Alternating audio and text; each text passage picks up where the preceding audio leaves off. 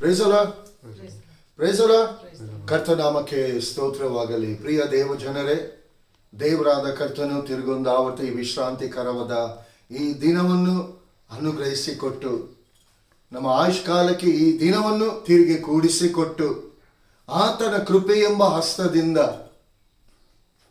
ತಿರುಗೊಂದಾವರ್ತಿ ನಾನು ನೀವುಗಳು ಆತನ ಸಮ್ಮುಖದಲ್ಲಿ ಸೇರಿ ಬರುವಂತೆ, ಆತನ ಜೀವವುಳ್ಳ ಮಾತುಗಳು, ಯಾಕಂದ್ರೆ ದೇವರ ವಾಕ್ಯ ಹೇಳ್ತಿದೆ, ನನ್ನನ್ನು ಬಲಪಡಿಸುವ ಆತನಲ್ಲಿ ಇದ್ದುಕೊಂಡು ನಾನು ಎಲ್ಲದಕ್ಕೂ ಶಕ್ತನಾಗಿದ್ದೇನೆ. ಯಾಕಂದ್ರೆ ಈ ಲೋಕದ ಜೀವಿತದ ಈ ಪ್ರಯಾಣದಲ್ಲಿ ದೇವರ ಮಾತು ದೇವರ ಮಕ್ಕಳ ಜೀವಿತದಲ್ಲಿ ಅದು ಅತಿ ಅಮೂಲ್ಯವಾಗಿದೆ. ಯಾಕಂದ್ರೆ ಪ್ರಿಯ ದೇವ ಜನರೇ, ನಾವು ತಿಳ್ಕೊಳ್ತೀವಿ, ಓ ನಮ್ಮೊಂದಿಗೆ ಇರುವವರೆಲ್ಲರೂ ಒಳ್ಳೆಯದಲ್ಲೇ ಇದ್ದಾರೆ, ಓ ನಮ್ಮನ್ನೆಲ್ಲರೂ ಪ್ರೀತಿ ಮಾಡ್ತಿದ್ದಾರೆ, ಎಲ್ಲರೂ ತಬ್ಬಿಕೊಳ್ತಿದ್ದಾರೆ. ಆದರೆ ಆ ತಬ್ಬಿಕೊಳ್ಳುವಂತ ಹಿಂದಿನಲ್ಲಿ ಆ ಹಸ್ತ ಹಿಂದಿನಿಂದ ಯಾವ ರೀತಿಯಾಗಿ ಚುಚ್ಚುತ್ತದೆ, ಇವತ್ತು ತಬ್ಬಿಕೊಳ್ಳುವಂತ ಪ್ರೀತಿ ಅದು ಯಾವ ತರ ಇದೆ, ನಾವು ನೆನೆಸುವಂತ ವಿಧ ಯಾವ ವಿಧವಾದ ರೀತಿಯಲ್ಲಿ ಇದೆ. ಅದಕ್ಕೆ ದೇವರು ವಾಕ್ಯ ಹೇಳ್ತದೆ, ನಿನ್ನ ಆಲೋಚನೆಗಳು ನನ್ನ ಆಲೋಚನೆಗಳಲ್ಲ, ನಿನ್ನ ಮಾರ್ಗಗಳು ನನ್ನ ಮಾರ್ಗಗಳಲ್ಲ ಎಂಬುದಾಗಿ. ಯಾಕಂದ್ರೆ ನಿನ್ನ ಕರ್ತನು ನಿನ್ನ ಹೃದಯವನ್ನು ಅಂತರೇಂದ್ರವನ್ನು ಪರಿಶೋಧಿಸಿ ತಿಳ್ಕೊಳ್ಳುವಂತ ದೇವರಾದ ಕರ್ತನಾಗಿದ್ದಾನೆ. ಪ್ರಿಯರೇ, ನೀವು ದೇವರ ಮುಂದೆ ನಾವು ಏನಾಗಿದೆ ಎಂಬುದಾಗಿ ಜನರ ಮುಂದೆ ನಾವು ಯಾವ ರೀತಿಯಲ್ಲಿ ಕೂಡ ನಾಟಕ ಆಡ್ಬೋದು, ಆದರೆ ದೇವರ ಜೀವ ಸ್ವರೂಪನಾದ ದೇವರ ಮುಂದೆ ನಾಟಕ ಆಡ್ಲಿಕ್ಕೆ ಸಾಧ್ಯ ಇಲ್ಲ. ಪ್ರಿಯರೇ, ಕನ್ನಡಿಯ ಮುಂದೆ ನಾವು ನಿಂತುಕೊಂಡು ನಮ್ಮ ಮುಖವನ್ನು ನಾವು ನೋಡಿಕೊಂಡು ನಾವು ಹೇಗಿದ್ದೇವೆ ಎಂಬುದಾಗಿ ಹೇಳಿಕೊಂಡು ಅದರ ಆ ಮಿರರೆಲ್ಲ ಮುಂದೆ ನಿಲ್ಲುವಾಗ ಮಾತ್ರ ನಮ್ಮ ಮುಖಗಳು ನಾವು ಹೇಗಿದ್ದೇವೆ ಎಂಬುದಾಗಿ ತಿಳ್ಕೊಳ್ಳಿಕ್ಕೆ ಸಾಧ್ಯ. ಅದರಿಂದ ಹಿಂದೆ ಬಂದ ನಂತರ ನಾವು ಮುಖಗಳು ನಮ್ಮ ಹೇಗಿದೆ ಏನಾಗಿದೆ ಎಂಬುದಾಗಿ ಇಲ್ಲ. ಯಾಕಂದ್ರೆ ಮುಖವನ್ನು ಮಿರರಲ್ಲಿ ನೋಡಿಕೊಂಡಂತ ಮುಖ ಒಂದು ಕ್ಷಣ ನಾವು ಲೋಕದಲ್ಲಿ ನಾವು ಹೊರಗೆ ಹೋದಂಥ ವೇಳೆಯಲ್ಲಿ ಬೆವರಿ ಸ್ವೆಟಾಗಿ ಇಡೀ ಫೇಸೇ ನಮ್ದು ಚೇಂಜ್ ಆಗಿರ್ತದೆ. ಪ್ರಿಯ ದೇವ ಜನರೇ, ನಿಮ್ಮ ಹೃದಯದ ಆ ಫೇಸ್ ಯಾವಾಗಲೂ ಚೇಂಜ್ ಆಗಬಾರ್ದು. ಆ ಹೃದಯದ ಫೇಸ್ ಚೇಂಜ್ ಆಗಬಾರ್ದು ಎಂಬುದಾಗಿ ಹೇಳುವುದಾದರೆ ದೇವರ ವಾಕ್ಯದಲ್ಲಿ ನೆಲೆಗೊಂಡಿರಬೇಕು. ದೇವರ ವಾಕ್ಯ ನಮ್ಮನ್ನು ರೂಪಿಸ್ತಾ ನಮ್ಮನ್ನು ನಡೆಸಬೇಕು. ನೋಡುವಂತ ಜನರು ಇವರಲ್ಲಿ ಕ್ರಿಸ್ತನನ್ನು ನಾವು ಕಾಣ್ತಾ ಇದ್ದೇವೆ, ಇವರಲ್ಲಿ ಕ್ರಿಸ್ತನಿದ್ದಾನೆ, ಇವರ ಮಾತನ್ನು ನಾವು ಕೇಳುವ, ಇವರ ವಾಕ್ಯ ಕೊಡುವಂಥದ್ದು ನಾವು ಕೇಳುವ. ಆ ರೀತಿಯಾದ ಆ ಕನೆಕ್ಷನ್, ಆ ಕನೆಕ್ಟಿಂಗ್ ದೇವರ ಆತ್ಮನಲ್ಲಿ ನಿನ್ನ ಜೀವಿತದಲ್ಲಿ ಇರಬೇಕು. ಪ್ರಿಯರೇ, ಯಾವತ್ತಿಗೂ ನಾನು ಹೇಳ್ತೀನಿ ಪ್ರಿಯರೇ, ದೇವರ ವಾಕ್ಯವನ್ನು ಕೇಳಿ ಒಂದು ಕಿವಿಯಿಂದ ಕೇಳಿ ಇನ್ನೊಂದು ಕಿವಿಯಿಂದ ಬಿಡುವಂಥದ್ದಲ್ಲ. ಈ ಕಿವಿಯಿಂದ ಕೇಳಿದಂತ ನಿಮ್ಮ ವಾಕ್ಯ, ದೇವರ ವಾಕ್ಯ ಹೃದಯದಲ್ಲಿ, ಹೃದಯ ಎಂಬ ಆಲಯದಲ್ಲಿ, ಹೃದಯ ಎಂಬ ಭಂಡಾರದಲ್ಲಿ ಅದು ಆಹಾರ ಶೂನ್ಯವಾಗಬಾರ್ದು. ದೇವರ ವಾಕ್ಯ ನಿನ್ನ ಜೀವಿತಕ್ಕೆ ಅದು ಆಹಾರವಾಗಿದೆ, ನಿನ್ನ ಜೀವಿತವನ್ನು ರೂಪಿಸುವಂತ ವಾಕ್ಯವಾಗಿದೆ. ಪ್ರಿಯ ದೇವ ಜನರೇ, ಅದು ಆಹಾರ ಶೂನ್ಯ ಆಗಬಾರ್ದು. ಯಾವಾಗ ದೇವರ ವಾಕ್ಯ ನಮ್ಮ ಜೀವಿತದಲ್ಲಿ ಕಡಿಮೆ ಆಗ್ತದ, ಸೈತಾನನು ಆಟೋಮೆಟಿಕ್ ಆಗಿ ನಿಮ್ಮ ಜೀವಿತವನ್ನು ಎಂಟ್ರ್ ಮಾಡ್ತಾನೆ. ದೇವರ ವಾಕ್ಯ ಹೇಳ್ತದೆ ಪ್ರಿಯರೇ, ದೇವರು ಒಬ್ಬನ ನಡತೆಗೆ ಮೆಚ್ಚಿದರೆ ಅವನ ವೈರಿಗಳನ್ನು ಮಿತ್ರರನ್ನಾಗಿ ಮಾಡ್ತಾನೆ ಎಂಬುದಾಗಿ. ಇಲ್ಲಿ ಅನೇಕರ ಜೀವಿತದಲ್ಲಿ ಮಿತ್ರರೇ ವೈರಿಗಳಾಗುವಂತ ಸಿಚುವೇಶನ್ ಇದೆ.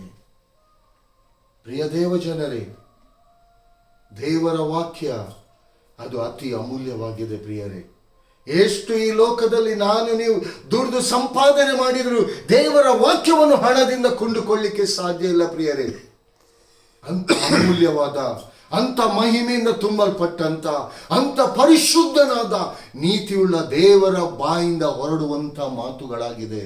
ಆ ಮಾತುಗಳು ನಿಮ್ಮ ಜೀವಿತವನ್ನು ಕಟ್ಟುವಂಥದ್ದಾಗಿದೆ, ರೂಪಿಸುವಂಥದ್ದಾಗಿದೆ. ಯಾವಾಗ? ಒಪ್ಪಿಸಿಕೊಡುವಾಗ.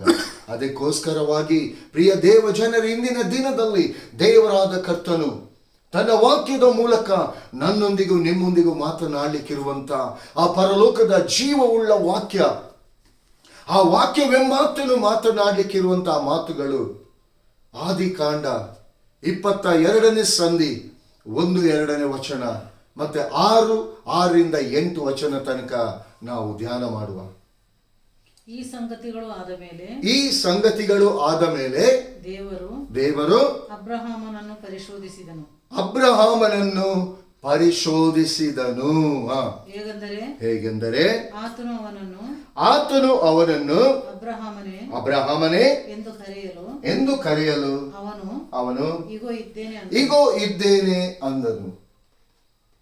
ಆಗ ಅಬ್ರಹಾಮನು ಯಜ್ಞಕ್ಕೆ ಬೇಕಾದ ಕಟ್ಟಿಗೆಯನ್ನು ತನ್ನ ಮಗನಾದ ಇಸಾಕನ ಮೇಲೆ ಹೊರಿಸಿ ತನ್ನ ಕೈಯಲ್ಲೇ ಬೆಂಕಿಯನ್ನು ಕತ್ತಿಯನ್ನು ತೆಗೆದುಕೊಂಡ ನಂತರ ಅವರಿಬ್ಬರು ಹೊರಟು ಹೋದರು. ಹೋಗುವಾಗ ಇಸಾಕನು ತನ್ನ ತಂದೆಯಾದ ಅಬ್ರಹಾಮನಿಗೆ ಅಪ್ಪ ಎಂದು ಕರೆಯಲು ಅಬ್ರಹಾಮನು ಏನು ಮಗನೇ ಅಂದನು. ಇಸಾಕನು ಇಗೋ ಬೆಂಕಿಯು ಕಟ್ಟಿಗೆಯೂ ಉಂಟು, ಆದರೆ ಹೋಮಕ್ಕೆ ಬೇಕಾದ ಕುರಿ ಎಲ್ಲಿ ಎಂದು ಕೇಳಿದನು. ಅಬ್ರಹಾಮನು ಮಗನೇ, ಹೋಮಕ್ಕೆ ಬೇಕಾದ ಕುರಿಯನ್ನು ದೇವರೇ ಒದಗಿಸುವನು ಅಂದನು. ಆಮೆನ್.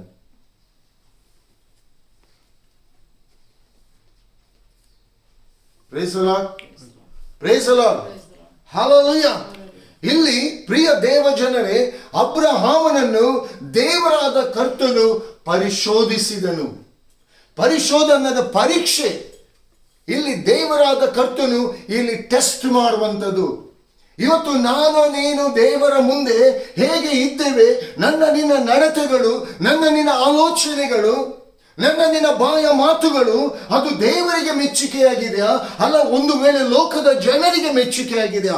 ಒಂದು ವೇಳೆ ಪ್ರಿಯ ದೇವ ಜನರೇ, ಲೋಕದ ಜನರನ್ನು ಮೆಚ್ಚಿಸುವಂತ ರೀತಿಯಲ್ಲಿ ನಾನು ನೀವು ಇರುವುದಾದರೆ ದೇವರ ಕಾರ್ಯವನ್ನು ನೋಡಲಿಕ್ಕೆ ಸಾಧ್ಯ ಇಲ್ಲ.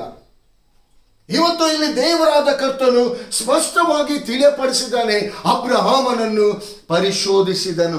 ಇಲ್ಲಿ ದೇವರಾದ ಕರ್ತನು ತನ್ನ ಮಕ್ಕಳನ್ನು ಪರಲೋಕದ ತಂದೆಯಾದ ದೇವರು ಪರೀಕ್ಷಿಸುವಂಥದ್ದಿದೆ.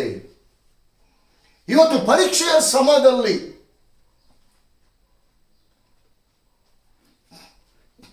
ಪ್ರಿಯ ದೇವಜನರೇ, ಇವತ್ತಿನ ದಿನದಲ್ಲಿ ಎಕ್ಸಾಮ್ ಎಲ್ಲ ನಡೆಯುವಂತ ವೇಳೆಯಲ್ಲಿ ಮೈನ್ ಪಾಯಿಂಟ್ಸ್ಗಳನ್ನು ಯಾವ್ಯಾವುದೋ ಒಂದೊಂದು ಕ್ವಶನ್ಸ್ಗಳು ಬರ್ಬೋದೆಂಬುದಾಗಿ ಟೀಚರ್ಸ್ ಅವರು ತಿಳಿಯಪಡಿಸ್ತಾರೆ. ಇಂಥದ್ದು ಅಂದ್ರೆ ಒಂದು 10 ಕ್ವಶನ್ ಬರುವುದಾದ್ರೆ ಒಂದು 50 ಕ್ವಶನ್ ಕೊಡ್ತಾರೆ. ಇಷ್ಟರ ಒಳಗೆ ಈ ಕ್ವಶನ್ಗಳು ಬರ್ತದೆ, ಇದನ್ನು ನೀವು ಪ್ರಿಪೇರ್ ಮಾಡಿ. ಇವತ್ತು ಲೋಕದ ರೀತಿಯಲ್ಲಿ ಎಲ್ಲ ಅನುಕೂಲ ಇದೆ. ಆದರೆ ದೇವರ ಆತ್ಮನು ನನ್ನನ್ನು ನಿಮ್ಮನ್ನು ಪರೀಕ್ಷಿಸುವುದಾದರೆ ಯಾವ ರೀತಿಗೆ ಪರೀಕ್ಷಿಸ್ತೀನಿ ಎಂಬುದಾಗಿ ಆತನು ತಿಳಿಯಪಡಿಸುವುದಿಲ್ಲ. ಯಾಕಂದ್ರೆ ದೇವರಾದ ಕರ್ತನ ಮುಂದೆ ನಾನು ನೀವು ಏನಾಗಿದೆ ಎಂಬುದನ್ನು ದೇವರಾದ ಕರ್ತನಿಗೆ ಹೊರತು ಬೇರೆ ನನಗೂ ಕೂಡ ತಿಳಿಯದೇ ಇರ್ಬೋದು, ನಿಮಗೂ ಕೂಡ ತಿಳಿಯದೇ ಇರ್ಬೋದು. ಇಲ್ಲಿ ಅಬ್ರಹಾಮನನ್ನು ದೇವರಾದ ಕರ್ತನು ಪರಿಶೋಧಿಸಿದನಂತೆ. ನಿನ್ನ ಒಬ್ಬನೇ ಮಗನಾದ, ನೋಡಿ ಇಲ್ಲಿ ದೇವರಾದ ಕರ್ತನು ಅಬ್ರಹಾಮನೇ ಎಂಬುದಾಗಿ ಕರೆದಂತೆ, ಈಗೋ ಇದ್ದೇನೆ. Hallelujah, hallelujah. ಇಲ್ಲಿ ಸ್ಪಷ್ಟವಾಗಿ ದೇವರಾದ ಕರ್ತನಿಗೆ ಇಲ್ಲಿ ಅಬ್ರಹಾಮನು ಪರಿಪೂರ್ಣವಾಗಿ ತನ್ನನ್ನು ಒಪ್ಪಿಸಿಕೊಡ್ತಿದ್ದಾನೆ. ಈಗೋ ಇದ್ದೇನೆ. ನೀನು ಏನು ಹೇಳ್ತಾ, ಐ ಆಮ್ ರೆಡಿ. ನೀನು ಏನು ಹೇಳ್ತೀಯ ಅದಕ್ಕೆ ನಾನು ರೆಡಿ ಇದ್ದೇನೆ ಸ್ವಾಮಿ. ಎಸ್, ಹೌದಾ? ಹಾಗಾದ್ರೆ ನಿನ್ನ ಒಬ್ಬನೇ ಮಗನಾದ ಇಸಾಕನನ್ನು ಏನು ನನಗೆ ಬಲಿ ಅರ್ಪಿಸು. Hallelujah, hallelujah. ಈ ಪರೀಕ್ಷೆ ಒಂದು ವೇಳೆ ಪ್ರಿಯ ದೇವ ಜನರೇ, ನಿಮ್ಮ ಜೀವಿತದಲ್ಲಿ ದೇವರಾದ ಕರ್ತನು ನಿಮ್ಮನ್ನು ಪರೀಕ್ಷಿಸುವುದಕ್ಕೋಸ್ಕರವಾಗಿ ನಿಮ್ಮನ್ನು ಕೇಳುವುದಾದರೆ ನಿಮ್ಮ ಮಾತು ಹೇಗಿರ್ಬೋದು? ಮೋಶೆಯನ್ನು ದೇವರಾದ ಕರ್ತನು ಕರೆದ, ನಿನ್ನನ್ನು ಇಸ್ರಾಯೇಲರ ಬಳಿಗೆ ಐಗುಪ್ತ ದೇಶಕ್ಕೆ ಕಳಿಸ್ತೇನೆ ಎಂಬುದಾಗಿ. ಮೋಶೆ ಹೇಳ್ತಾನೆ, ನಾನು ತೊದಲು ನುಡಿಯವನು, ಮಾತು ಬಲ್ಲವನಲ್ಲ. ತಪ್ಪಿಸಿಕೊಳ್ಳಿಕ್ಕೆ ಬೇಕಾಗಿ. ಇವತ್ತು ದೇವರ ಮಾತು ಇವತ್ತು ನಿಮ್ಮ ಜೀವಿತದಲ್ಲಿ, ನಿಮ್ಮ ಜೀವಿತವನ್ನು ರೂಪಿಸುವುದಕ್ಕೋಸ್ಕರ, ನಿಮ್ಮ ಜೀವಿತದಲ್ಲಿ ಸೈತಾನನು ಅನೇಕ ರೀತಿಯಲ್ಲಿ ದೇವರು ನಿಮಗೋಸ್ಕರ ಇಟ್ಟಿರುವಂತಹ ಆಶೀರ್ವಾದವನ್ನು ಸೈತಾನನು ಕದ್ದುಕೊಳ್ಳುವವನಾಗಿದ್ದಾನೆ. ಆ ಕದ್ದುಕೊಳ್ಳುವಂತ ಸೈತಾನನಿಂದ ನಿಮ್ಮನ್ನು ಬಿಡಿಸುವುದಕ್ಕಾಗಿ, ತನ್ನ ಆಶೀರ್ವಾದವನ್ನು ನೀವು ಅನುಭವಿಸುವುದಕ್ಕೋಸ್ಕರ ಬೇಕಾಗಿ ದೇವರಾದ ಕರ್ತನು ನಿಮ್ಮನ್ನು ಪರೀಕ್ಷಿಸುವವನಾಗಿದ್ದಾನೆ. ಪ್ರಿಯರೇ, ಇಲ್ಲಿ ಕೆಳಗೆ ತಿರುಗಿ 6-8 ವಚನದವರೆಗೆ ಓದುವಾಗ ಅಬ್ರಹಾಮನು ಬೆಂಕಿ, ಕಟ್ಟಿಗೆ, ಕತ್ತಿ. ಈ ಬೆಂಕಿ ಯಾವುದು, ಕಟ್ಟಿಗೆ ಯಾವುದು, ಕತ್ತಿ ಯಾವುದು? ಇದು 3 ಪ್ರಾಮುಖ್ಯ. ನೀವು ವಾಕ್ಯವನ್ನು ಕೇಳುವಂತ ನಿಮ್ಮ ಜೀವಿತದಲ್ಲಿ ಈ ಬೆಂಕಿ, ಕಟ್ಟಿಗೆ, ಈ ಕತ್ತಿ, ಇದು ನಿಮ್ಮ ಜೀವಿತದಲ್ಲಿ ತುಂಬಾ ಪ್ರಾಮುಖ್ಯವಾಗಿದೆ. ಪ್ರಿಯರೇ, ಇಲ್ಲಿ ಈಸಾಕನು ಕೇಳ್ತಾನೆ, ಅಪ್ಪ, ಯಜ್ಞಕ್ಕೆ ಬೇಕಾದಂಥದ್ದು ಬೆಂಕಿ ಇದೆ, ಕಟ್ಟಿಗೆ ಇದೆ, ಹೋಮಕ್ಕೆ ಬೇಕಾದ ಕುರಿಯಲ್ಲಿ ಎಂಬುದಾಗಿ. ಅವನು ಕತ್ತಿಯ ವಿಚಾರದಲ್ಲಿ ಕೇಳಲಿಲ್ಲ. ಕತ್ತಿಯ ವಿಚಾರದಲ್ಲಿ ಈಸಾಕನು ಕೇಳಲಿಲ್ಲ. ಈಸಾಕನು ಕೇಳಿದು ಒಂದೇ ಒಂದು. ಈಸಾಕನಿಗೆ ಗೊತ್ತಿರಲಿಲ್ಲ, ಆ ಕತ್ತಿನ ನನ್ನನ್ನೇ ಬಲಿ ಕೊಡ್ತಿದ್ದಾನೆ, ಸ್ವಂತ ತಂದೆನೇ ಬಲಿ ಕೊಡ್ತಿದ್ದಾನೆ ಎಂಬುದಾಗಿ ಈಸಾಕನಿಗೆ ಗೊತ್ತಿರಲಿಲ್ಲ. ಪ್ರಿಯರೇ, ಆದರೆ ಇಲ್ಲಿ ಅಬ್ರಹಾಮನಲ್ಲಿಯೂ ಈಸಾಕನಲ್ಲಿಯೂ ಒಂದೇ ರೀತಿಯಾದ ಒಬೆ, ದೇವರಾದ ಕರ್ತನಿಗೆ ವಿಧೇಯತ್ವ, ಇದನ್ನು ದೇವರಿಗೆ ಬೇಕಾಗಿತ್ತು. ಈ ವಿಧೇಯತ್ವವನ್ನು ದೇವರಾದ ಕರ್ತನು ಮೆಚ್ಚಿದ. ಈ ವಿಧೇಯತ್ವ ಇವತ್ತು ನಿಮ್ಮ ಜೀವಿತದಲ್ಲಿ ದೇವರಾದ ಕರ್ತನು ನಿಮಗೆ ಹೇಳುವಂತ ಮಾತುಗಳನ್ನು ತನ್ನ ವಾಕ್ಯದ ಮೂಲಕ ನಿಮ್ಮನ್ನು ಎಷ್ಟೋ ವಿಧವಾದ ರೀತಿಯಲ್ಲಿ ನಿಮ್ಮನ್ನು ಎಚ್ಚರಿಸಿದಾಗಿಯೂ ನೀವು ಎಲ್ಲಿ ಎಷ್ಟು ವಿಧೇಯತ್ವದಿಂದ ಎಚ್ಚೆತ್ತುಕೊಂಡಿದ್ದೀರಾ? ಎಷ್ಟು ವಾಕ್ಯವನ್ನು ಕೇಳಿ ನಿಮ್ಮ ಹೃದಯದ ಭಂಡಾರದಲ್ಲಿ ದೇವರ ಆತ್ಮನು ವಾಸಿಸುವಂತ ಆ ಭಂಡಾರದಲ್ಲಿ ಎಷ್ಟಾಗಿ ನೀವು ಕೂಡಿಸಿಟ್ಟುಕೊಳ್ತಾ ಇದ್ದೀರಿ? ಇವತ್ತು ಕೇಳಿದಂಥ ವಾಕ್ಯ ಆಕಾಶದ ಪಕ್ಷಿಗಳು ಕೊಂಡೋಗ್ತಾ ಇದೆ. ಇವತ್ತು ಅನೇಕರು ಹೇಳ್ತಾರೆ, ನಾವು ಪ್ರೇಯರ್ ಮಾಡ್ತೀವಿ, ಹಾಗಾದ್ರೆ ನಮ್ಮ ಜೀವಿತದಲ್ಲಿ ಇದೇ ಕಷ್ಟವಾ? ಇನ್ನು ನಾವು ಯಾವ ರೀತಿಗೆ ನಾವು ಪ್ರೇಯರ್ ಮಾಡಬೇಕು? ಯಾವ ರೀತಿಗೆ ದೇವರ ಆತ್ಮನೊಂದಿಗೆ ಮಾತನಾಡಬೇಕು? ಪ್ರಿಯ ದೇವಜನರೇ, ನೀವು ದೇವರ ಆತ್ಮನೊಂದಿಗೆ ನೀವು ಯಾವ ರೀತಿ ಪ್ರೇಯರ್ ಮಾಡಿದ್ದೀರಿ ಎಂಬುದಾಗಿ ನಿಮ್ಗೆ ತಿಳಿದಿರಬೇಕು. ಪ್ರೇಯರ್ ಮಾಡಿದ್ದೀರಾ, ಒಂದು ಕ್ಷಣದಲ್ಲಿ ಆ ಮಾಡಿದಂಥ ಪ್ರಾರ್ಥನೆಯೇ ನೀವು ಮರೆತು ಬಿಡ್ತೀರಾ. ಮತ್ತೆ ದೇವರ ಮಾತು ಹೇಗೆ ನೆನಪಿನಲ್ಲಿ ಇಟ್ಟುಕೊಳ್ಳಿಕ್ಕೆ ಸಾಧ್ಯ? ಇಲ್ಲಿ ಅಬ್ರಹಾಮನನ್ನು ದೇವರಾದ ಕರ್ತನು ಪರೀಕ್ಷಿಸಿದ.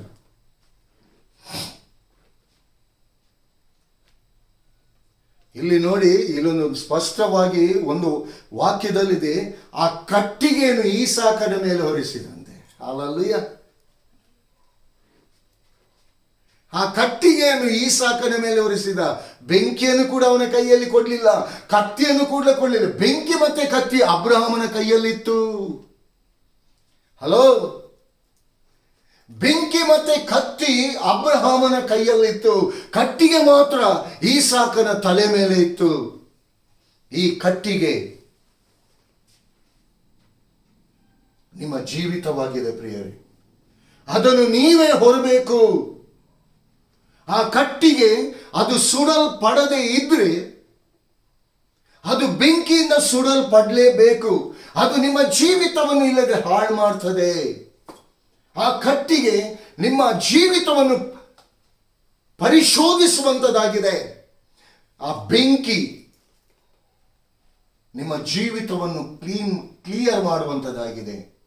ಬೆಂಕಿ ದಹಿಸಿ ಬಿಡ್ತದೆ. ಇಲ್ಲಿ ನಾವು ನಂತರ ಕೆಳಗೆ ವಾಕ್ಯವನ್ನು ಓದಿಕೊಂಡು ಬರುವಾಗ ಆ ಟಗರು ಒಂದು ಸಿಕ್ಕಿ ಅಬ್ರಹಾಮನು ಅದನ್ನು ಅರ್ಪಿಸಿದಂಥ ವೇಳೆಯಲ್ಲಿ ಆ ಯಜ್ಞವೇದಿ ಅಬ್ರಹಾಮನು ತನ್ನ ಮಗನಾದ ಈಸಾಕನನ್ನು ಬಲಿ ಅರ್ಪಿಸ್ತೇನೆಂಬುದಾಗಿ ಮಗನಿಗೂ ಕೂಡ ಹೇಳಿಲ್ಲ, ತನ್ನ ಹೆಂಡತಿಗೂ ಕೂಡ ಹೇಳಿಲ್ಲ, ಅವನೊಟ್ಟಿಗೆ ಬಂದ ಸೇವಕರೊಂದಿಗೂ ಕೂಡ ಹೇಳಿಲ್ಲ. ಅದು ಅಬ್ರಹಾಮನಿಗೆ ಮತ್ತು ದೇವರಾದ ಕರ್ತನಿಗೆ ಮಾತ್ರ ಗೊತ್ತಿತ್ತು. ಅದೇ ರೀತಿಯಾಗಿ ಪ್ರಿಯ ದೇವ ಜನರೇ, ನಿಮ್ಮ ಜೀವಿತದಲ್ಲಿ ಯಾವುದೇ ವಿಷಯ ಇರ್ಬೋದು, ಯಾವುದೇ ದುಃಖ ಇರ್ಬೋದು, ಯಾವುದೇ ನೋವು ಇರ್ಬೋದು, ಅದು ಯಾವ ಮನುಷ್ಯನೊಂದಿಗೆ ನೀವು ಶೇರ್ ಮಾಡ್ಕೊಳ್ಬೇಡಿ. ದೇವರ ಆತ್ಮನೊಂದಿಗೆ ಮಾತ್ರ ನೀವು ಶೇರ್ ಮಾಡ್ಕೊಳ್ಬೇಡಿ. ದೇವರ ಆತ್ಮನೊಂದಿಗೆ ಮಾತ್ರ ಶೇರ್ ಮಾಡ್ಕೊಳ್ಳಿ. ಯಾಕಂದ್ರೆ ನಿಮಗೂ ದೇವರ ಆತ್ಮನಿಗೂ ಮಾತ್ರ ಅದು ಗೊತ್ತಿರಬೇಕು. ಯಾಕಂದ್ರೆ ನಿಮ್ಮ ಪ್ರತಿ ಒಂದೊಂದು ಕಷ್ಟಗಳು, ಆ ನೋವುಗಳು ದೇವರ ಆತ್ಮನ ಹೃದಯಕ್ಕೆ ಕನೆಕ್ಟ್ ಆಗುವಾಗ ಆ ನಿಮ್ಮ ಪ್ರಾರ್ಥನೆಗೆ ಉತ್ತರ ಬಂದೇ ಬರ್ತದೆ.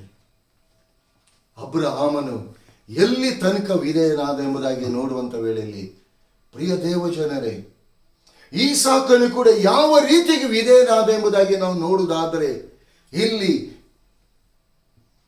ಅಬ್ರಹಾಮನಿಗೆ ದೇವರಾದ ಕರ್ತನು ಹೇಳಿದಂತ ನಿನ್ನ ಒಬ್ಬನೇ ಮಗನಾದ ಈಸಾಕನನ್ನು ನನಗೆ ಬಲಿ ಅರ್ಪಿಸು ಎಂಬುದಾಗಿ ಇಲ್ಲಿ ಒಂದನೇದಾಗಿ ವಿಧೇಯತ್ವ, ಎರಡನೇದಾಗಿ ಅಬ್ರಹಾಮನು ಪರಲೋಕದ ತಂದೆಯಾದ ದೇವರ ಮೇಲೆ ಇಟ್ಟಿರುವಂತ ನಂಬಿಕೆ. ಇಲ್ಲಿ ಅಬ್ರಹಾಮನು ಆ ಪರಿಸ್ಥಿತಿ, ಸಿಚುವೇಶನ್ ನೋಡಲಿಲ್ಲ. ಓ ದೇವರು ಇಂಥ ಸಮಯದಲ್ಲಿ ಒಬ್ಬ ಮಗನನ್ನು ಕೊಟ್ಟು ಈಗ ಆ ಮಗನನ್ನೇ ಕೇಳ್ತಿದ್ದಾನಲ್ಲ, ಹೇಗೆ ಕೊಡುದು? No question.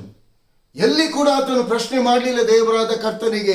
ಇಮಿಡಿಯೇಟ್ ಆಗಿ ದೇವರಾದ ಕರ್ತನಿಗೆ ವಿಧೇಯನಾದ. ಈ ವಿಧೇಯತ್ವ,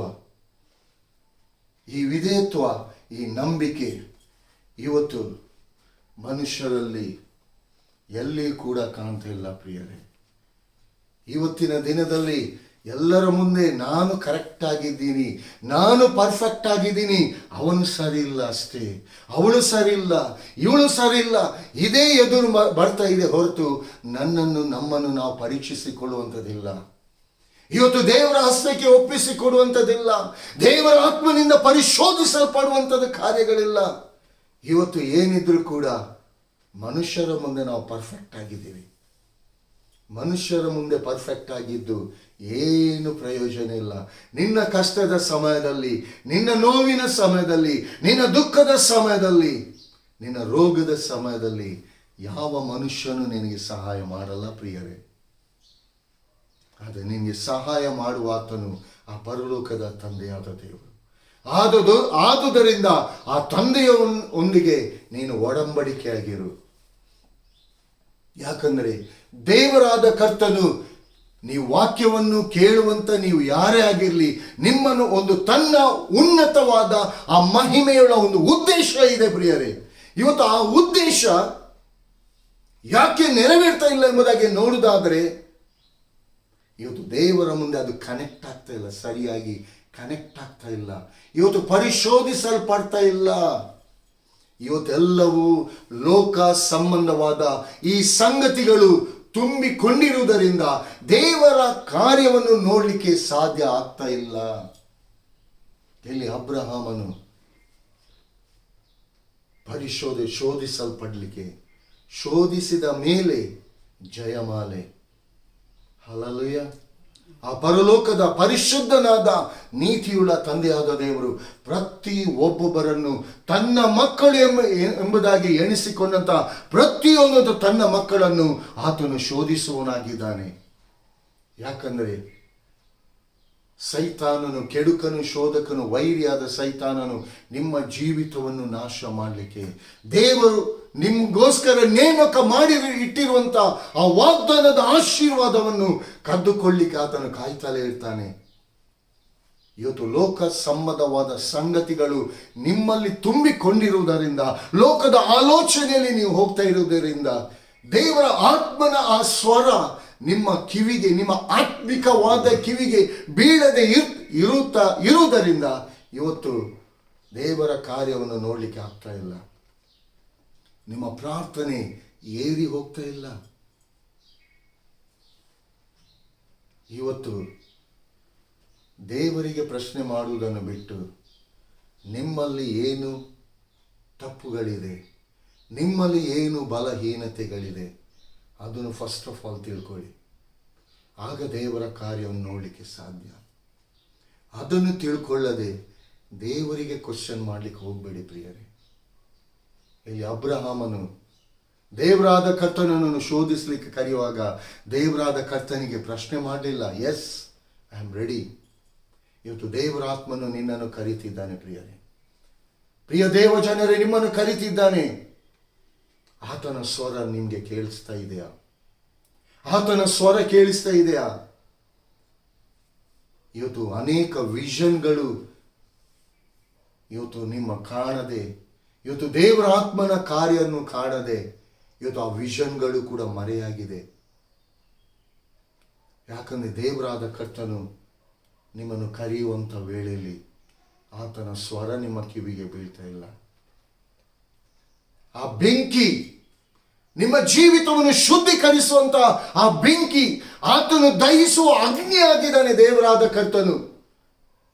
ನಿಮ್ಮ ಜೀವಿತದಲ್ಲಿ ಆ ಕಟ್ಟಿಗೆಯಂತೆ ಇರುವಂತ ಪ್ರತಿಯೊಂದು ಸಂಗತಿಗಳು ನಿಮ್ಮ ಜೀವಿತವನ್ನು ಸುಟ್ಟು ಹಾಕಬೇಕು. ಆ ಬೆಂಕಿಯೇ ಅದನ್ನು ಕ್ಲಿಯರ್ ಮಾಡಬೇಕು. ಇನ್ನು ಕತ್ತಿ,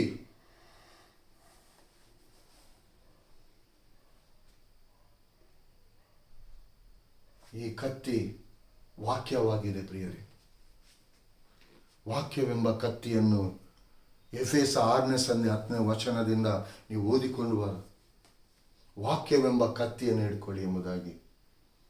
ಇವತ್ತು ವಾಕ್ಯದ ಕತ್ತಿ ನಮ್ಮಲ್ಲಿರುವಾಗ ಸೈತಾನನು ತಂದ ಶೋಧನೆಯನ್ನು, ಸೈತಾನನ ಕಾರ್ಯಗಳನ್ನು ಡಿಸ್ಟ್ರಾಯ್ ಮಾಡಿ ಹಾಕಲಿಕ್ಕೆ ಆ ವಾಕ್ಯದ ಕತ್ತಿ ನಿಮ್ಮ ಬಾಯಿಂದ ಹೊರಡಬೇಕು.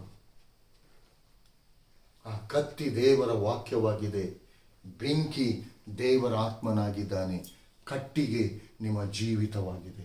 ನಿಮ್ಮ ಜೀವಿತವನ್ನು ಶುದ್ಧೀಕರಿಸುವುದಕ್ಕೋಸ್ಕರವಾಗಿ ಆ ಪರಲೋಕದ ತಂದೆಯಾದ ದೇವರು ದಹಿಸುವ ಅಗ್ನಿಯಾಗಿರುವ ಆತನು ನಿಮ್ಮ ಜೀವಿತವನ್ನು ಶುದ್ಧೀಕರಿಸುವುದಕ್ಕೋಸ್ಕರ ಬೇಕಾಗಿ ಸೈತಾನನ ತಂದಾಕಿದಂತೆ ಎಲ್ಲ ಸಮಸ್ಯೆಗಳನ್ನು, ಎಲ್ಲ ಕೇಡು ಗಂಡಾಂತರಗಳನ್ನು, ಇದೆಲ್ಲ ರೋಗದ ಬಲಹೀನತೆಗಳನ್ನು ಸುಟ್ಟು ಹಾಕುವುದಕ್ಕಾಗಿ ವಾಕ್ಯವೆಂಬಾತನು ಕತ್ತಿಯ, ಆ ವಾಕ್ಯದ ಕತ್ತಿಯನ್ನು ಹಿಡಿದು ಆ ಬೆಂಕಿಯ ಮೂಲಕವಾಗಿ ಆ ದಹಿಸುವ ಅಗ್ನಿ ಆಗಿರುವಂತ ಪರಿಶುದ್ಧಾತ್ಮನು ನಿಮ್ಮ ಜೀವಿತವನ್ನು ಶುದ್ಧೀಕರಿಸು, ಕ್ಲಿಯರ್ ಮಾಡುವುದಕ್ಕಾಗಿ, ಸೈತಾನನ ಕಾರ್ಯಗಳನ್ನು ಡಿಸ್ಟ್ರಾಯ್ ಮಾಡಿ ಹಾಕುವುದಕ್ಕಾಗಿ ಇಲ್ಲಿ ಈಸಾಕನ ತಲೆಯ ಮೇಲೆ ಕಟ್ಟಿಗೆಯನ್ನು ಹೊರಿಸಿದ್ದಾನೆ. ಯಾಕೆ ಅಬ್ರಾಹ್ಮನಿಗೆ ಇಟ್ಕೊಳ್ಬಾರ್ದಿತ್ತ? ಅಲ್ಲ, ಸೇವಕರಿದ್ದಾರೆ, ಅವ್ರು ಹಿಡ್ಕೊಳ್ಬಾರ್ದಿತ್ತ? ಆ ಕಟ್ಟಿಗೆ ಈಸಾಕನಿಗೆ ಮುಂದೆ ಇರುವಂತ ಘನ ಆಶೀರ್ವಾದ, ಆ ವಾಗ್ದಾನ ಈಸಾಕನ ಮೇಲೆ ಇದೆ. ಅದು ತಡೆಯಾಗಬಾರ್ದು. ಈ ಕಟ್ಟಿಗೆ ಸುಟ್ಟು ಹೋಗಬೇಕು. ಅಲ್ಲಿ ಈ ಯಜ್ಞದ ಮೂಲಕ, ಈ ಬೆಂಕಿ ಮೂಲಕ ಈ ವಾಗ್ದಾನ ಎಲ್ಲವೂ ಬೆಂಕಿ ಇಲ್ಲಿ ತಡೆಯಾಗಿರುವಂತ ಆ ಕಟ್ಟಿಗೆ ಅದನ್ನು ಕ್ಲಿಯರ್ ಮಾಡಬೇಕಾಗಿದೆ. ಇಲ್ಲಿ ಅಬ್ರಹಾಮನು ಕತ್ತಿಯನ್ನು ಹಿಡಿದ. ಆ ವಾಕ್ಯವೆಂಬ ಆತನು, ಅಬ್ರಹಾಮನೇ, ನಿನ್ನ ಒಬ್ಬನೇ ಮಗನಾದ ಈಸಾಕನನ್ನು ನೀ ಬಲಿ ಅರ್ಪಿಸಬೇಡ. ಹಲ್ಲೆಲೂಯ. ಏನ್ ಕೇಡು ಮಾಡಬೇಡ. ಇಲ್ಲಿ ಆ ವಾಕ್ಯದ ರೈಟ್ ಕತ್ತಿ ಇರುವಾಗ, ಹಲ್ಲೆಲೂಯ, ಶರಮಂದರಮಂದೇರೆ ಬೇಕಿಯ ನಿಮ್ಮ ಜೀವಿತದಲ್ಲಿ ಪ್ರಿಯ ದೇವ ಜನರೇ, ವಾಕ್ಯದ ಕತ್ತಿ ಅದು ಶಾರ್ಪ್ ಆಗಿದ್ರೆ ಮಾತ್ರ, ಅದು ಬಡ್ಡಾಗಿರಬಾರ್ದು, ದಡ್ಡಾಗಿರಬಾರ್ದು. ಒಂದೇ ಏಟಿಗೆ ಕಡಿಯಲ್ಪಡಬೇಕು, ಒಂದೇ ಏಟಿಗೆ ಕಡಿಬೇಕದು. ಅಷ್ಟು ಶಾರ್ಪ್ ಇಬ್ಬಾಯಿ ಕತ್ತಿ. ಅದು ಹೃದಯಗಳನ್ನು ತೂರಿ ಹೋಗಿ ವಿಭಾಗಿಸ್ತದಂತೆ. ಇವತ್ತು ಅಂತ ವಿಭಾಗಿಸುವಂತ ಆ ಅಬ್ರಹಾಮನ ಕೈಯಲ್ಲಿದ್ದಂತ ಆ ರೀತಿಯಾದ ಕತ್ತಿ ಇವತ್ತು ನಿಮ್ಮ ಕೈಯಲ್ಲಿದೆಯಾ? ವಾಕ್ಯವೆಂಬ ಕತ್ತಿಗೆ ಅವನು ವಿಧೇಯನಾದರೆ, ಆ ವಾಕ್ಯದ ವಿಧೇಯತ್ವದ ಕತ್ತಿಯನ್ನು ಹಿಡಿದಿದ್ದಾನೆ. ಹಲ್ಲೆಲೂಯ. ನಂಬಿಕೆ. ಈಸಾಕನನ್ನು ಬಲಿ ಅರ್ಪಿಸಲಿಕ್ಕೆ ದೇವರಾದ ಕರ್ತನು ಬಿಡುವುದಿಲ್ಲ. ಹಲ್ಲೆಲೂಯ. ಎಲ್ಲಿ ತನಕ ನಂಬಿಕೆ ಎಂಬುದಾಗಿ ನೋಡುವುದಾದರೆ, ಆ ಬೆಟ್ಟ, ಹೋರೆ ಬೆಟ್ಟ, ಮೋರಿಯ ದೇಶ, ಹೋರೆ ಬೆಟ್ಟ, ಅದು ಹೋರೆ ಪರೀಕ್ಷಿಸಲ್ಪಡುವಂಥದ್ದು, ಹೋರೆಬೆಂಬುದಾಗಿ ಪರೀಕ್ಷಿಸಲ್ಪಡುವಂಥ ಸ್ಥಳ, ದೇಶ. ಮೋರಿಯ ದೇಶ ಅದು ಪರೀಕ್ಷಿಸಲ್ಪಡುವಂಥದ್ದು. ಹೋರೇಬ್ ಆಶೀರ್ವಾದ ಫುಲ್ಫಿಲ್ ಆಗುವಂಥದ್ದು. ಅಲ್ಲಿ ಯಜ್ಞಕ್ಕೆ ಬೇಕಾದ ಕುರಿ ಸಿಕ್ಕಿದ್ರೆ,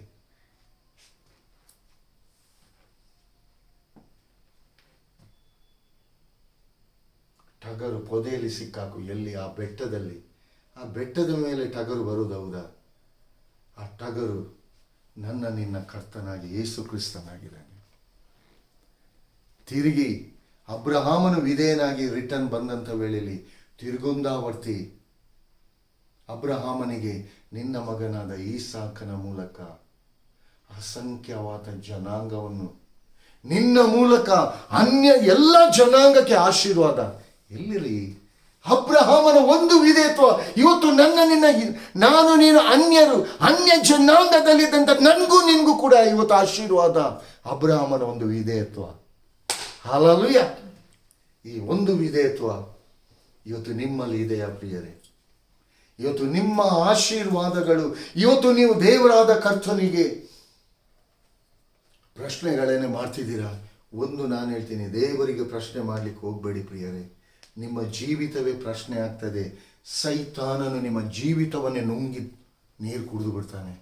ಎಚ್ಚರಿಕೆಯಾಗಿರಿ, ಎಚ್ಚರಿಕೆಯಾಗಿರಿ.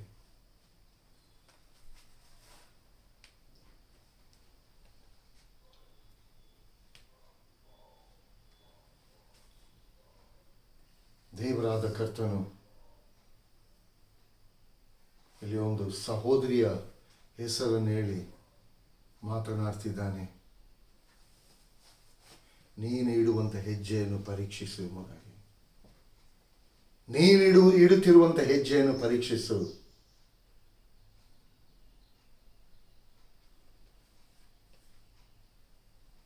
ನಿನ್ನಲ್ಲಿ ಬೆಂಕಿ ಉರಿತಾ ಇಲ್ಲ, ಬೆಂಕಿ ಉರಿತಾ ಇಲ್ಲ, ಕತ್ತಿ ಮೇಲೆ ಹೋಗ್ತಾ ಇಲ್ಲ, ಕಟ್ಟಿಗೆ ನಿನ್ನ ಜೀವಿತವನ್ನು ತಿಂತ ಇದೆ, ಕಟ್ಟಿಗೆ ನಿನ್ನ ಜೀವಿತವನ್ನು ತಿಂತ ಇದೆ ಮಗಳೇ ಎಂಬುದಾಗಿ ದೇವರಾದ ಕರ್ತನು ಹೇಳ್ತಿದ್ದಾನೆ. ಮೋಸ ಹೋಗಬೇಡ, ಮೋಸ ಹೋಗಬೇಡ ಮಗಳೇ. ದೇವರಾದ ಕರ್ತನು ಸ್ಪಷ್ಟವಾಗಿ ಹೇಳ್ತಿದ್ದಾನೆ. ಸೈತಾನನು ಗರ್ಜಿಸಿದ್ದಾನೆ, ಸೈತಾನನು ಗರ್ಜಿಸಿದ್ದಾನೆ. ಎಚ್ಚರಿಕೆಯಾಗಿರು.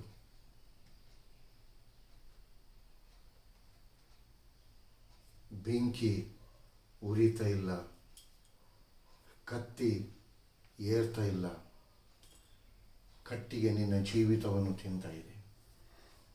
ಆ ತಿನ್ನುವಂಥ ಆ ಜೀವಿತವನ್ನು ಬೆಂಕಿಯ ಮೂಲಕ, ಈ ಕತ್ತಿಯ ಮೂಲಕ ಕ್ಲಿಯರ್ ಮಾಡು. ದೇವರಾದ ಕರ್ತನು ಹೇಳ್ತಿದ್ದಾನೆ, ನನ್ನೊಡನೆ ನೀನು ಹೃದಯಂಗಮವಾಗಿ ನೀನು ಮಾತನಾಡು, ನನ್ನೊಡನೆ ನೀನು ಹೃದಯಂಗಮವಾಗಿ ನೀನು ಮಾತನಾಡು. ಅನೇಕ ರಹಸ್ಯಗಳನ್ನು ನಿನಗೆ ನಾನು ತಿಳಿಯಪಡಿಸಲಿಕ್ಕಿದೆ. ನನ್ನ ವಾಗ್ದಾನ ನಿನ್ನ ಜೀವಿತದಲ್ಲಿ ನೆರವೇರಲಿಕ್ಕಿದೆ. ಎಲ್ಲವೂ ತಡೆಯಾಗ್ತಿದೆ. ಪ್ರಿಯ ಮಗಳೇ, ನನ್ನ ಸೇವೆಗೆಂಬುದಾಗಿ ನಾನು ನಿನ್ನನ್ನು ಆರಿಸಿಕೊಂಡಿದ್ದೇನೆ.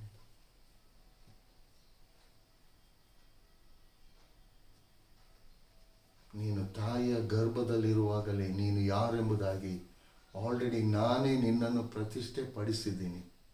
ಆದರೆ ಕಟ್ಟಿಗೆ ನಿನ್ನ ಜೀವಿತವನ್ನು, ಆಶೀರ್ವಾದವನ್ನು, ವಾಗ್ದಾನವನ್ನು ತಡೆ ಮಾಡ್ತಾ ಇದೆ ಮಗಳೇ ಎಂಬುದಾಗಿ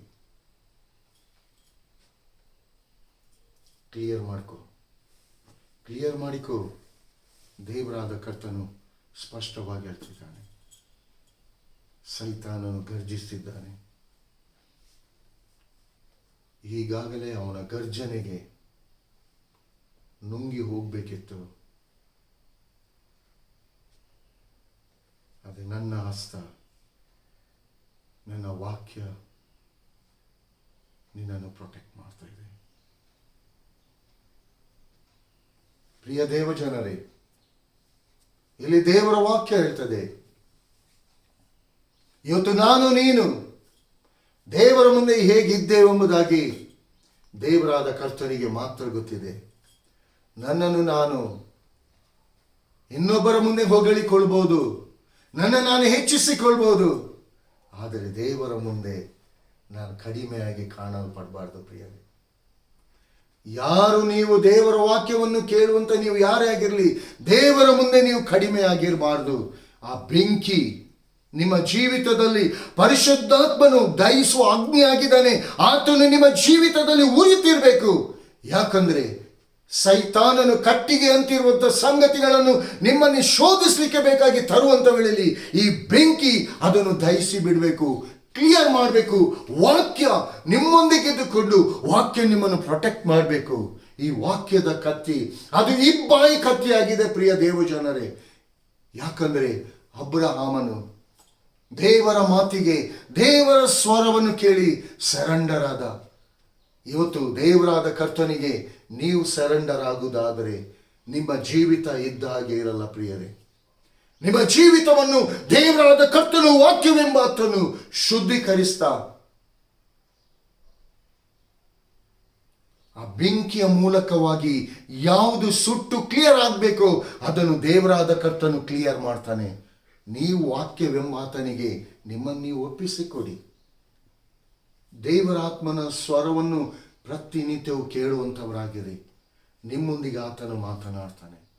ಇವತ್ತು ದರ್ಶನಗಳು ಯಾವ ರೀತಿಗೆ ಸಮುವೇಲನು ಬಾಲಕನಾಗಿದ್ದಾಗ ದೇವರ ವಾಕ್ಯ ಹೇಳ್ತದೆ, ದೇವರ ಆತ್ಮನ ಆ ಸ್ವರ ಅದು ವಿರಳವಾಗಿತ್ತಂತೆ, ಅಪರೂಪ. ಅಂಥ ಸಮಯದಲ್ಲಿ ಸಮುವೇಲನೊಂದಿಗೆ ದೇವರಾದ ಕರ್ತನು ಬಾಲಕನೊಂದಿಗೆ ಮಾತನಾಡಿದ್ದಾನೆ. ಇವತ್ತು ನನ್ನೊಂದಿಗೆ ನಿಮ್ಮೊಂದಿಗೆ ಮಾತನಾಡುವುದಿಲ್ಲ ಪ್ರಿಯರೇ. ಇದು ಕೃಪೆ ಎಂಬ ಸಮಯ, ಧರ್ಮಶಾಸ್ತ್ರದ ಕಾಲ ಅಲ್ಲ. ಇವತ್ತು ಕೃಪೆಯ ಸಮಯ. ಎಲ್ಲವನ್ನು ದೇವರಾದ ಕರ್ತನು ಆ ಶಿಲುಬೆಯಲ್ಲಿ ಆ ಮಾರ್ಗವನ್ನು ಕ್ಲಿಯರ್ ಮಾಡಿದ್ದಾನೆ. ಆ ಪೊದೆಯಲ್ಲಿ ಸಿಕ್ಕಿದ ಟಗರಂತೆ ನಾನು ನೀನು ಈ ಲೋಕದಲ್ಲಿ ಒದ್ದಾಡಬೇಕಿತ್ತು. ಆದ ದೇವರಾದ ಕರ್ತನು ತನ್ನ ಮಗನಾದ ಯೇಸು ಕ್ರಿಸ್ತನನ್ನು ಆ ಬಲಿ ಅರ್ಪಿಸಲಿಕ್ಕೆ ಒಪ್ಪಿಸಿಕೊಟ್ಟ ಪ್ರಿಯರೇ. ಇವತ್ತು ನನಗೋಸ್ಕರ ನಿನಗೋಸ್ಕರ ಆ ಯೇಸು ಸ್ವಾಮಿ ಶಿಲುಬೆಯಲ್ಲಿ ಎಲ್ಲ ಮಾರ್ಗವನ್ನು ಕ್ಲಿಯರ್ ಮಾಡಿದ್ದಾನೆ. ಇವತ್ತು ಕ್ಲಿಯರ್ ಆದಂಥ ಮಾರ್ಗವನ್ನು ನಿಮ್ಮ ಆಲೋಚನೆಯಲ್ಲಿ, ನಿಮ್ಮ ಬಾಯ ಮಾತಿನ ಮೂಲಕ, ನಿಮ್ಮ ನಡೆ ನುಡಿ ಕ್ರಿಯೆಗಳ ಮೂಲಕ ತಿರುಗಿ ಅದನ್ನು ಕ್ಲೋಸ್ ಮಾಡಬೇಡಿ. ಯಾಕಂದರೆ ದೇವರಾದ ಕರ್ತನು ಡೋರನ್ನು ಓಪನ್ ಮಾಡಿದ್ದಾನೆ. ಓಪನ್ ಆದಂಥ ಡೋರನ್ನು ನಿಮ್ಮ ಕೈಯಿಂದ ನೀವು ಕ್ಲೋಸ್ ಮಾಡಲಿಕ್ಕೆ ಹೋಗಬೇಡಿ ಪ್ರಿಯ ದೇವಜನರೇ. ಯಾಕಂದರೆ ದೇವರಾದ ಕರ್ತನು ಕರುಣೆಯುಳ್ಳ ದೇವರು, ಆಶೀರ್ವದಿಸುವ ಆತನು, ಕೃಪೆಯಿಂದ ಕೈ ಹಿಡಿದು ನಡೆಸುವ ಆತನು. ಅಬ್ರಹಾಮನು ತೋರಿಸಿದಂಥ ಆ ವಿಧೇಯತ್ವ, ಅಬ್ರಹಾಮನು ಕೇಳಿದಂಥ ಆ ಸ್ವರ ನಿಮ್ಮ ಜೀವಿತದಲ್ಲಿ ನೀವು ಕೇಳಿ ವಿಧೇಯರಾಗಿ, ಅಬ್ರಹಾಮನು ದೇವರಾದ ಕರ್ತನ ಮೇಲೆ ಇಟ್ಟಂಥ ಆ ನಂಬಿಕೆಯಲ್ಲಿ ನೀವು ಕೂಡ ನೀವು ಮುಂದೆ ಹೋಗಿ ಈ ವಾಕ್ಯವನ್ನು ಕೇಳಿ, ಈ ವಾಕ್ಯದ ಮೂಲಕ ನೀವು ಬಲ ಹೊಂದಿ, ಈ ವಾಕ್ಯವನ್ನು ನಿಮ್ಮ ಹೃದಯದೊಳಗೆ ನೀವು ತಂದುಕೊಳ್ಳಿ. ಅಬ್ರಹಾಮನು ಯಜ್ಞ ವೇದಿಯನ್ನು ಕಲ್ಲುಗಳ ಮೂಲಕ ಕಟ್ಟಿದ. ಸುಮ್ಮನೆ ಅಲ್ಲಿ ನೆಲದಲ್ಲಿ ಈಸಾಕನನ್ನು ಮಲಗಿಸಿ ಅರ್ಪಿಸ್ಲಿಕ್ಕೆ ಹೋಗಲಿಲ್ಲ. ಕಟ್ಟಿಗೆಯ ಮೂಲಕ ಯಜ್ಞ ವೇದಿಯನ್ನು ಕಟ್ಟಿದ. ಅದೇ ರೀತಿಯಲ್ಲಿ ನಿಮ್ಮ ಜೀವಿತದಲ್ಲಿ ನಿಮ್ಮನ್ನು ನೀವು ದೇವರಾದ ಕರ್ತನಿಗೆ ಒಪ್ಪಿಸಿಕೊಡುವಾಗ ವಾಕ್ಯವೆಂಬ ಕಲ್ಲುಗಳ ಮೂಲಕ ನಿಮ್ಮ ಜೀವಿತ ಕಟ್ಟಲ್ಪಡಬೇಕು. ಆ ಯಜ್ಞವೇದಿ ಕಟ್ಟಲ್ಪಡಬೇಕು. ಆ ಯಜ್ಞವೇದಿಯಲ್ಲಿ ದೇವರಾದ ಕರ್ತನಿಗೆ ನಿಮ್ಮ ಸ್ತೋತ್ರದ ಮಹಿಮೆಯುಳ್ಳ ಆ ಯಜ್ಞ ದೇವರಾದ ಕರ್ತನಿಗೆ ಮೆಚ್ಚುಗೆ ಆಗಬೇಕು. ಈ ಮೂಲಕವಾಗಿ ಕ್ರಿಸ್ತನಲ್ಲಿದ್ದುಕೊಂಡು ನೀವು ಮುಂದೆ ಹೋಗುವುದಾದರೆ ಪ್ರಿಯ ದೇವಜನರೇ, ಈ ವಾಕ್ಯವನ್ನು ಇನ್ನೂ ಕೂಡ ಪ್ರತಿ ಒಂದನ್ನು ಬಿಡಿಸಿ ಹೇಳ್ಬೋದು, ಆದರೆ ಸಮಯ ಅವಕಾಶ ಇಲ್ಲ. ಅದಕ್ಕೋಸ್ಕರವಾಗಿ ನಾನು ನಿಲ್ಲಿಸ್ತಾ ಇದ್ದೀನಿ. ಆದರೆ ದೇವರಾದ ಕರ್ತನು ನಿಮ್ಮ ಜೀವಿತದಲ್ಲಿ ಅಬ್ರಹಾಮನನ್ನು ಕರೆದಂತೆ ನಿಮ್ಮನ್ನು ಕೂಡ ಕರೀತಿದ್ದಾನೆ. ಅಬ್ರಹಾಮನಿಗೆ ಕೊಟ್ಟಂತ ವಾಗ್ದಾನ ನಿಮಗೂ ಕೊಡಲಿಕ್ಕೆ ಆತನು ಕರೀತಿದ್ದಾನೆ ಪ್ರಿಯರೇ. ನಿಮ್ಮ ಜೀವಿತದಲ್ಲಿ ಕೂಡ ಇದೆ, ಅದು ನೆರವೇರಬೇಕು.